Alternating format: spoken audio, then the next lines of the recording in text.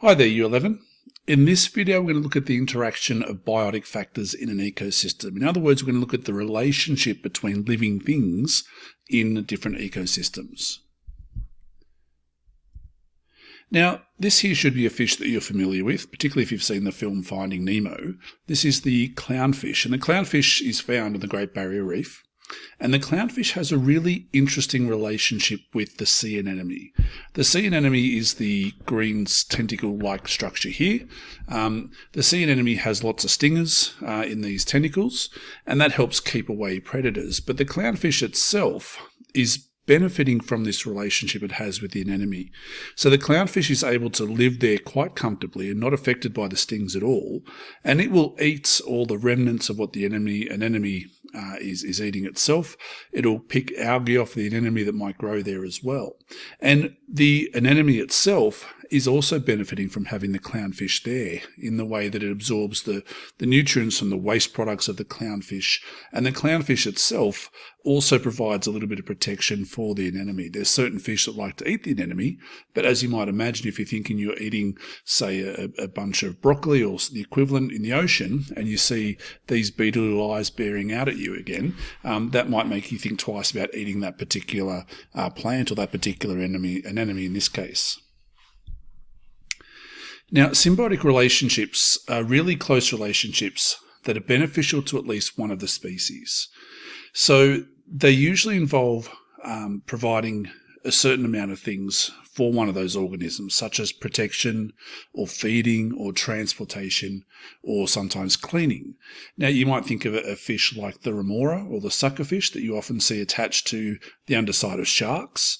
And so that's a relationship there where the remora benefits by being attached to the shark. It gets protection because no one's likely to attack it if it's part of the shark. It gets to feed off all the scraps that fall out of the shark's mouth. It gets free transport as the shark moves along. And in return, it might provide some cleaning for the shark in that process.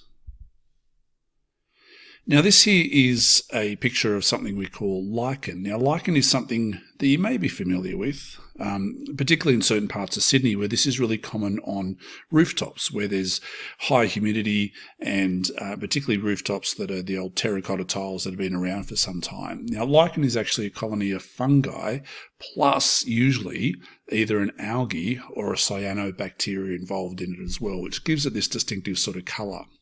Now, the algae and the bacteria provide nutrients for the fungi through photosynthesis, and the fungi protects the algae and bacteria by providing this sort of protective housing for them as well. But together, they form what we call lichen. Now, there's three types of symbiotic relationships that you need to be familiar with: mutualism, commensalism, and then parasitism. So mutualism is when there's a mutual benefit for both species involved. Commensalism is when one species benefits and the other one's really not really being affected at all. And then parasitism is when one benefits at the expense of the other. And when we think of parasitism, just think of parasites as being the key word there. So let's look at mutualism first of all. Now, mutualism comes in lots of different ways, but one we're going to look at here is between coral and algae. Now, what gives the coral its bright, alluring colours is often the algae inside of that has that colouring to it. In fact, when we think of coral bleaching, what happens there is the coral actually expels all that algae, leaving behind sort of the white skeletal shell of the coral, and it does that when it can't support that algae to survive in that mutualistic relationship. So algae live, reproduce, they photosynthesize in the hosts, and they use the host's waste products for their own nutrition. And then coral uses the oxygen and food produced by the algae to help it survive as well. So this is what we call a mutualistic or a mutualism relationship. Now, commensalism is a situation where there's benefit for only one of the organisms, such as the barnacles here on our whale, where these barnacles are not hurting the whale, but they're getting lots of benefit of being able to transport and being protected, all those sorts of things we think of with commensalism when they're attached to the whale. Now, epiphyte's an example of this. You may have seen tree ferns like this before, but ferns, orchids, moss, these are all sorts of plants that benefit from living on a tree. Now, when they're up on a tree, they're up in the higher parts of the canopy, then they're going to be closer to water, they're going to be closer to sunlight as well, which is going to be a big benefit for them that they wouldn't get if they were lower down in say, the rainforest hierarchy. Now, the key thing, again, because it's a mutualistic relationship, is the epiphyte's not going to hurt the tree, but they're not going to benefit the tree either. But they're going to get a lot of benefit themselves from being higher up off the rainforest floor. And I mentioned the barnacle on the whale before, but barnacles can be found on turtle shells and lots of different animals. And usually they're fixed to surfaces that are usually hard, or at least strong enough that they can attach themselves to. Now, the barnacle will then get transported. This will allow them to spread out as much as they can. And they're going to be transported to areas that have lots of food, and it's usually been transported on the back of a whale or a turtle or another organism like that. Now, again, they're not hurting the turtle, they're not hurting the whale, they're not benefiting the turtle or the whale in any form, but they're able to get a lot of benefit from attaching themselves to that other organism. And the next one we're going to look at is parasitism. And parasitism is when one organism benefits and the other will suffer, just like here in the tongue-eating louse picture that we have, which I'll talk about in just a second. Now, ticks are another example of parasitism. They're called an ectoparasite. Ecto meaning outside. So they live outside their host. They live on the surface of their host. So if you've got any animals at home, not so much in Orange, it's a little bit cold for a lot of ticks, but if we think of ticks in general, we find them on dogs, we find them on cattle, we find them on a lot of livestock, and they can really cause a lot of trouble for any animal they attach to. So they'll feed from the host's blood, and in the way they attach on, they're often hidden in the fur of the host as well. And in really severe cases, they may even kill the host. Certainly I know people that have lost dogs before to ticks down in Sydney. It's not a super common thing because we have lots of protection against ticks, but it does happen from time to time. Now, malaria is another example of a parasite, and this parasitic or parasitism relationship. So malaria itself is a eukaryotic parasite. It's a protozoa, and it's passed from human to human through a mosquito in a form of transmission we call vector transmission.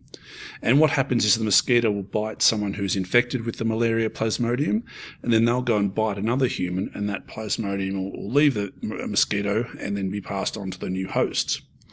Now, the plasmodium usually grows in the liver and then spreads to infect blood cells, and this particular malaria plasmodium is responsible for in the vicinity of 250 to 500,000 deaths a year. So certainly not something that is helpful for the person that is infected with malaria. That they get benefit from being in the host, but the host gets no benefit from having malaria inside of them. And then here's the tongue-eating louse that I was talking about before, and you can see it quite clearly here. We have the louse here that's eaten away the fish's tongue, little head poking out through there as well. And this is a louse that will attach onto the fish's tongue when the fish is feeding. And what it does is it actually eats away the fish's tongue. And in doing that, we then have a situation where this louse has basically first dibs on any food that fish is going to eat. Now, the louse itself is unaffected by being in the fish's mouth. In fact, it gets a lot of benefit from being able to eat the food that the fish is otherwise eating. But obviously, you can imagine the fish is not getting any benefit of this at all. And this is a really classic parasitic relationship. All right, let's talk a little bit now about ecological niche. And if we think of ecological niche, we can think of animals like the koala. Now, an ecological niche is basically a situation where there is an animal that is perfectly adapted to the environment that it's living in, or a plant is perfectly adapted to the ecosystem that it's living in. Now, koalas are so highly adapted to particular types of eucalypts that they can actually have difficulty if they get moved to another area in eating and digesting the eucalypts that are native to that area. They're really sort of evolved and adapted to their particular niche, and so it's really hard for them to move outside of that niche. Now, this presents problems if there was habitat destruction or a bushfire, something to that effect, where it's going to make a big difference to that ecosystem the koala lives in. The eucalypt that the koala eats can vary a little bit as the eucalypts adapt to their local environment as well. And so again, that idea that if we're going to take the koala and put them in any eucalypt tree, we might find that their niche is so specific that they're not able to adapt or evolve quickly enough to survive in that new eucalyptus tree. Now, what we have here is a picture of two birds. One is a native Australian bird and one is not. I'll let you guess which one is which. But here's the question. Do these species occupy the same niche? And if they do occupy the same niche, what does that actually mean for those birds? So the ecological niche is part of the ecosystem where an organism occupies or where the organism is found. Now, within an ecosystem, there may be lots and lots of different niches, but the organisms that survive in those niches are adapted to living in that part of the ecosystem. So the niche refers to all of the resources that a species uses, including both the abiotic and the biotic factors. Now, no two species can occupy the same niche. The reason is they're competing for those same resources. Eventually, one species is going to outcompete the other. And this is called the competitive exclusion principle. Now, competitive exclusion is the idea that two species cannot use all the same resources in the same area at the same time. So what will happen is one species will outcompete the other species, and in doing so will eventually eliminate that species. And this elimination may lead to extinction or adaptation to a different niche for the organism that is not surviving. So if we think of our two birds before, where we had the galah and the Indian myna bird, if they're competing for the same niche, the animal that's more highly adapted or the animal that's more fit for surviving that environment is the one that's likely to survive, and the animal that's least fittest will either have to adapt to a different niche, as in different food source or different geographical location, or they really will be at risk of becoming extinct. And this leads us on to the idea of endangered species, the koala being one of those endangered species.